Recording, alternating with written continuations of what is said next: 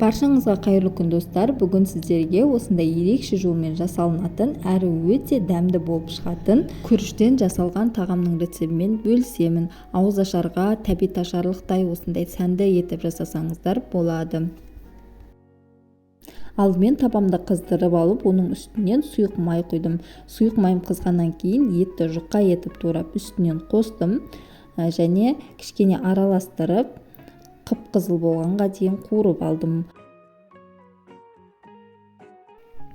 Қуырылған еттің үстінен кубиктеп туралған пиязды және картоп пен сәбіздің барлығын қосып, жақсылап қуырып аламыз. Соңында 4 бұрышты етіп турап капустаны да қостым. Капустаны қосу міндетті емес, ол қалауларыңызға қарай қоса бересіздер. Одан кейін үстінен бір бас чеснокты 4 бұрышты етіп турап, оны да қостым. Чеснок біздің тағамымызға өте ерекше дәм береді. Және лабыр жапырағын қостым, кішкене зира және де 1 шай қасық қара бұрыш қосып, оның үстінен 1 ас қасық толы томат пастасын қосып, жақсылап 5-10 минуттай қуырып алдым. 1 ас қасықтай соя соусын қостым және кішкене қуырып алып, үстінен подливын жауып тұратындай етіп су құятын боламыз.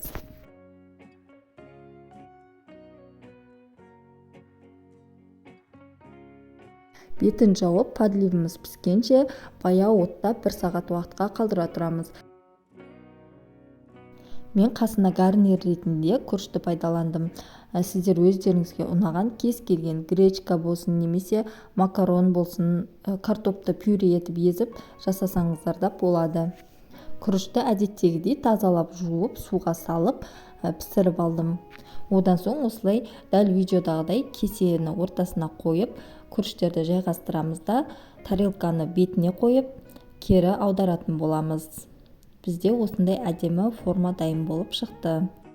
Енді жаңағы пісіп тұрған подливімізді ортасына салып әсемдейтін боламыз.